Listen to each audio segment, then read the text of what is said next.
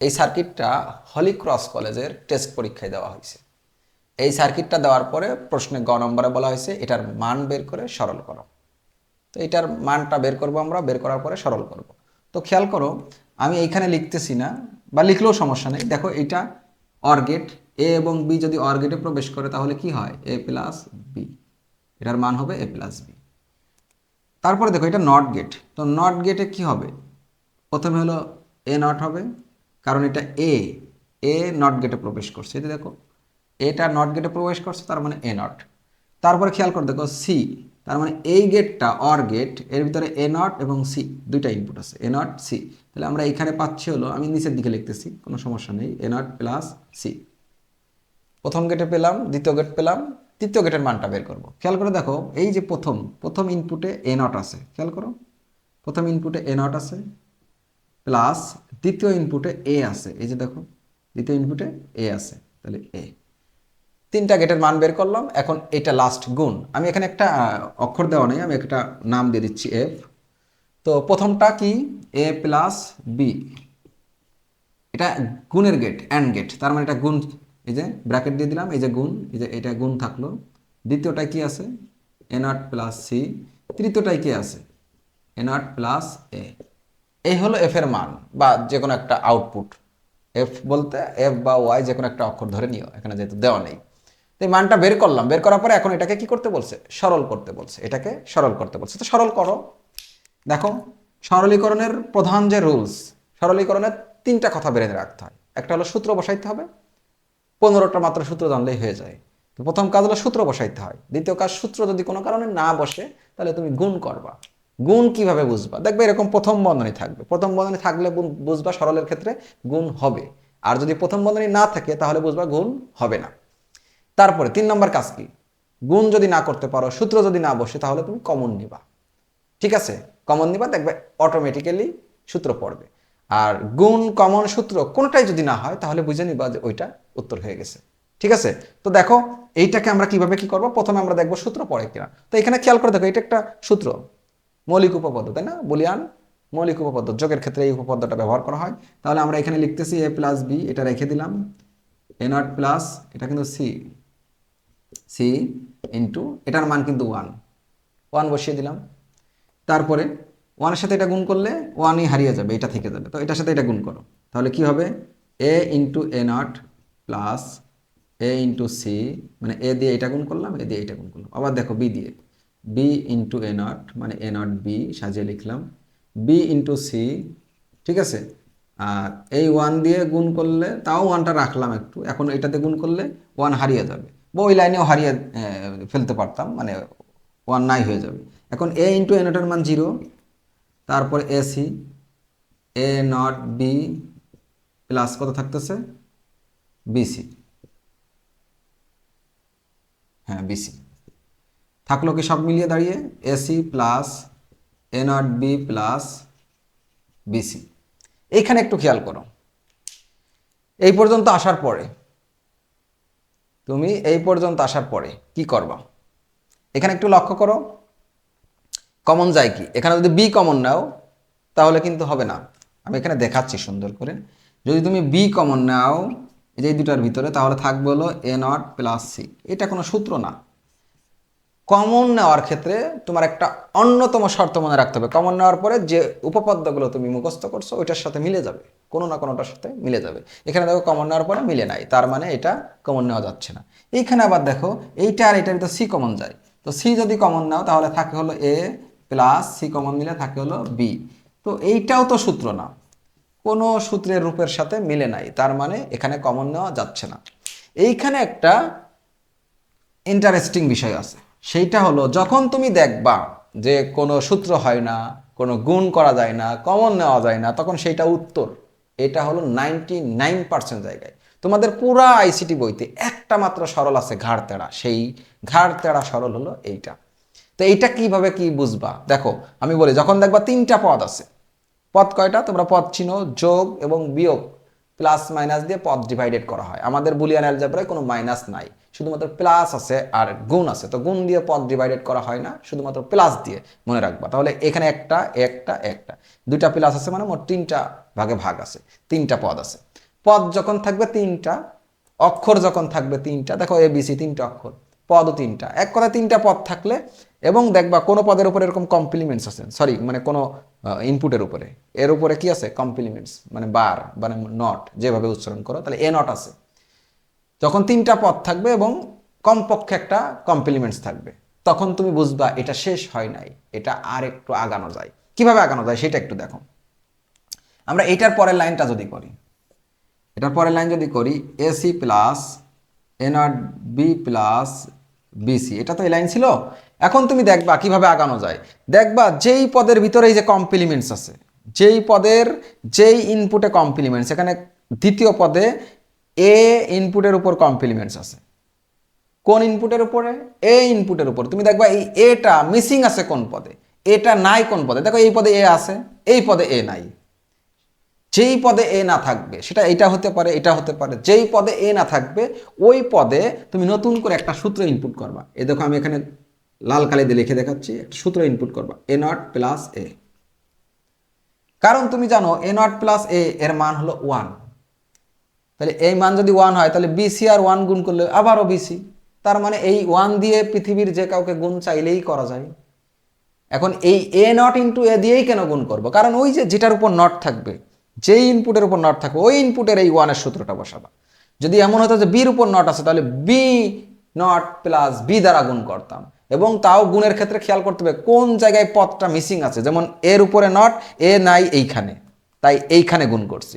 যদি বির উপর নট থাকতো, বি থাকতো না এইখানে, তাহলে এইখানে গুণ করতাম বি নট ইন্টু বি দ্বারা। ঠিক আছে? পুরা বিষয়টা বারবার একটু টেনে টেনে তুমি দেখে নিও, তুমি বুঝতে পারবা। তারপরে দেখো এখানে এখন দিবা গুণ করে, AC plus A not B plus A not BC plus A B C. এখানে একটু খেয়াল করে দেখো, এই দুইটা, এই দুইটার ভিতরে এসি কমন যায়। এসি কমন দিলে থাকে 1 প্লাস এসি কমন দিলে থাকে বি। কমন দিলে এরকম সূত্র হইতে হবে। দেখো 1-এর সাথে যাই যোগ করো তার মানে 1, তার মানে একটা উপপাদ্য মিলে গেছে। তো এরকম কমন দিলে এরকম উপপাদ্য মিলতে হবে। এখানে দেখো আবার কমন যায়, এ নট বি কমন দিলে থাকে 1 plus A not B common দিলে থাকে সি। এসি এটার মান 1 উপপাদ্য অনুসারে, এটার মান 1। এসি এবং 1 গুণ করলে এসি, এ নট বি এবং 1 গুণ করলে এ নট বি। এইটা হলো তোমার যে সরল করতে বলা হয়েছে, সেই সরলের ফলাফল।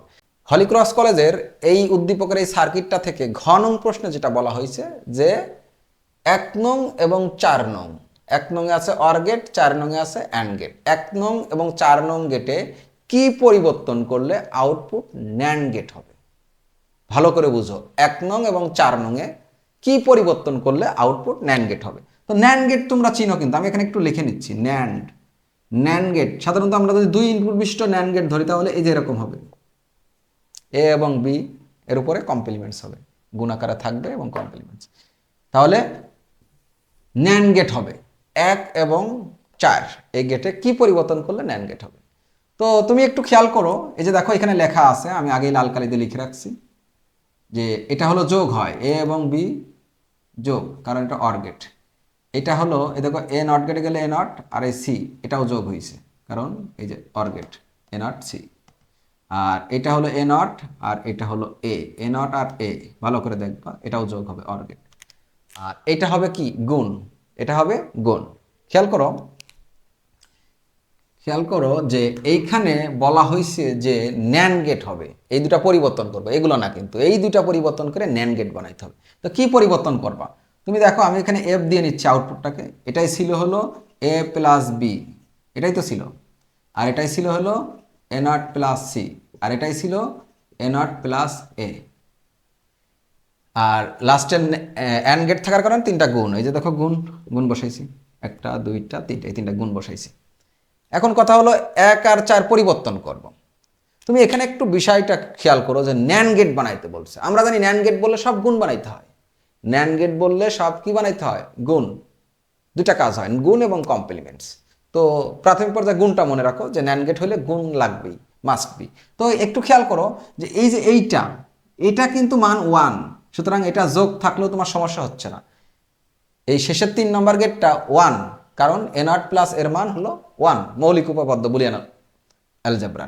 তো এটার মান যেহেতু 1, সুতরাং এটা যোগ থাকলেও তুমি ওইটাকে ধরতে পারতেছো না, কারণ ওইটা নাই হয়ে যাবে, হারিয়ে যাবে। এটার মান 1, আর 1 দিয়ে গুণ করলে এই দুটাই থাকবে। তার মানে আমার এইটা যোগ থাকলেও কোনো সমস্যা হচ্ছে না, আর এটা পরিবর্তন করার কোনো অপশনও নাই, পরিবর্তন করতে নিষেধ করছে, পরিবর্তন করতে বলছে 1 এবং 4। তাহলে আমরা এটা 1 যেহেতু এটা বেঁচে গেলাম। এখন কথা হলো আমাদের এইটা থাকতেছে, এটা তো পরিবর্তন করতে বলে নাই, তার মানে এটা রেখে দিতে হবে, এটা কিছু করার নাই, এরকমই রেখে দিতে হবে। এইটা পরিবর্তন করতে বলে নাই, রেখে দিব, আর এটা রাখলেও সমস্যা হচ্ছে না, কারণ এটার ফলাফল হলো 1, তাই ওটা নাই হয়ে যাবে। আর এই যে এটা দেখো, এটা কিন্তু পরিবর্তন 2 নম্বর, পরিবর্তন করতে বলে নাই, সুতরাং এটাও পরিবর্তন করতে পারতেছো না তুমি, কিন্তু এটা পরিবর্তন করতে পারলে পরিবর্তন করার দরকার ছিল, কারণ যোগ আমরা ন্যান্ড গেট করব, তার মানে গুণে যাইতে হবে। এখানে কিন্তু গুণে যাইতে পারতেছি না, কারণ পরিবর্তন করা নিষেধ, পরিবর্তন করতে হবে 1 এবং 4। এইটা তাহলে পরিবর্তন করতে পারবো, কারণ এটা 1 নম্বরে আছে, এই গেটটা 1 নম্বরের ফলাফল, তার মানে এটাকে পরিবর্তন করতে পারবো। এটাকে কি দিয়ে পরিবর্তন করবা? তোমার কিন্তু বলছে যে ন্যান্ড গেটের আউটপুট, তো গুণে যাইতে হবে, তার মানে এটা যোগ আছে, তুমি গুণে চলে যাও। তাহলে যোগ আছে, তুমি কিসে চলে যাবা? গুণে। তাহলে এখানে একটা গুণের গেট বসাও, গুণে যাইতে হলে তুমি গুণের গেট বসাও। তুমি গুণের গেট কি বসাবা? তুমি গুণের গেট এখানে বসাবা হলো and gate, and gate,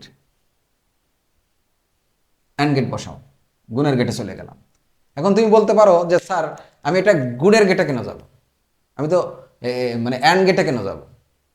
NAND গেটে তো যেতে পারতাম, যেহেতু সামগ্রিক ফলাফল ন্যান্ড বলছে, তাহলে আমি এটা অ্যান্ড না বসিয়ে ন্যান্ড বসালাম, সমস্যা কোথায়? কারণ আমার তো দিন শেষে যাওয়ার কথা হলো গুণে, ন্যান্ড মানে কি গুণ, তাহলে আমি এখানে অ্যান্ড না বসিয়ে ন্যান্ড বসালেও তো গুণ। কিন্তু তুমি মনে রাখবা যে এইখানে যেহেতু আমার গুণে যাইতে বলছে, এখানে অ্যান্ড বসাবো, ক্যালকুলেশন করে দেখবো হয় কিনা, হইলে ভালো, না হইলে তখন আবার ন্যান্ড বসাবো, সমস্যা নেই। পরিবর্তন করতে হবে অ্যান্ড অথবা ন্যান্ড, যেহেতু ন্যান্ড গেট আউটপুট, তার মানে গুণ, তার মানে অ্যান্ড ন্যান্ডের বাইরে তুমি যাইতে পারতেছো না, তাহলে পরিবর্তন করতে হলে তোমার অ্যান্ড বা ন্যান্ডে যাবা। আবার যে একেবারে যাইতে পারতেছো না তা কিন্তু না, অনেক সময় এরকম হইতে পারে যে এখানে অর থাকার পরে বা নর দিয়ে পরে সূত্র টুত্র বসিয়ে ন্যান্ড হইতে পারে, সেটা আলাদা কথা। আমাদের একের বেসিক্যালি আমরা চিন্তা করব যে ন্যান্ড করবো মানে গুণে যাবো, তাই এটা যোগ ছিল, আমরা পরিবর্তন করে এটাকে গুণ বানাই দিলাম। ঠিক আছে, এটা প্রথমে একটু করে দেখি, এটা গুণ বানাই দিলাম। তাহলে গুণ যদি বানাই, এটা আর যোগ থাকবে না, এটা গুণ হয়ে যাবে, এই যে এ বি হয়ে যাবে, এটা এ বি হয়ে যাবে, তার মানে এখানে আর যোগ থাকতেছে না, এটা হয়ে যাচ্ছে গুণ, এটা গুণ হয়ে যাচ্ছে এ বি। এখন এইটাই কি পরিবর্তন করব? আমি কিন্তু মনে রাখছি যে ন্যান্ড গেট মানে গুণ বানাইতে হবে, এটা তো গুণ আছেই, এটা গুণ আছেই, কিন্তু এটা প্রশ্নে বলছে পরিবর্তন করতে। গুণ আছে কিন্তু প্রশ্নে কি বলছে? পরিবর্তন করতে। তো গুণ যেহেতু আছেই, পরিবর্তন করে এটা কতটুকু পরিবর্তন করতে পারবো? এটা অ্যান্ড আছে, আমি ন্যান্ড বানাইতে পারবো সর্বোচ্চ, ন্যান্ড, কারণ ন্যান্ডও গুণ করে এবং কমপ্লিমেন্ট দেয়, তো গুণই তো দিন শেষে, তার মানে এটা গুণ আছে। আর একটু যদি চেঞ্জ করি তাহলে এটা ন্যান্ড হবে, আর এটা তো পরিবর্তন করতে হবেই, সুতরাং এটা আমি ন্যান্ড দিচ্ছি, ন্যান্ড। দিন শেষে এটা যোগ ছিল, আমরা পরিবর্তন করতে বলছে, গুণে গেলাম, এটা গুণই ছিল, তার মানে পরিবর্তন করার অপশন তেমন একটা নাই, শুধুমাত্র একটা বাবল দিয়ে আমরা এটা ন্যান্ড বানাই দিলাম, তার মানে এটা গুণই থাকলো। এখন যেহেতু এটা বাবল দিয়ে দিছি, তার মানে এই পুরাটার উপরে এরকম একটা কমপ্লিমেন্টস হবে। তারপরে ক্যালকুলেশন করো, এই যে এ বি এর সাথে গুণ, তাহলে গুণ করো A B into A not, A B into C, A B C, এটা কিন্তু সি, ভালো করে বুঝে নিও, এ বি সি, এই দুটা গুণ করে এইটা পেলাম, আর এটার মান কিন্তু 1, আর এর উপরে কমপ্লিমেন্টস, এই যে এইটা। তারপরে দেখো A into A not, A into A নটের মান 0, তার মানে এ ইন্টু এ নটের মান 0, 0 আর বি গুণ করলে 0ই হয়, আমি একবারে লিখে দিলাম। তারপর থাকলো এ বি সি, কি থাকলো? এ বি সি, আর 1 এর সাথে এটা গুণ করলে এটাই হয়, সুতরাং 1 বাদ পড়ে যাচ্ছে। তারপরে 0 আর এ বি সি যোগ করলে এ বি সি, আর এর উপরে এই যে কমপ্লিমেন্টস, যা ন্যান্ড গেটের সমীকরণ, যা ন্যান্ড গেট এর আউটপুট।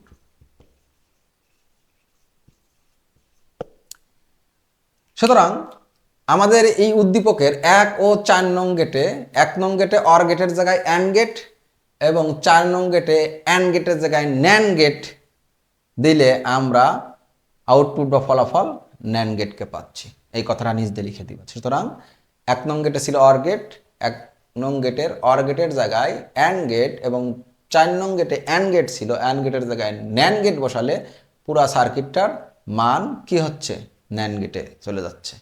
এটা শেষের দিকে একটু সুন্দর করে লিখে দিবা।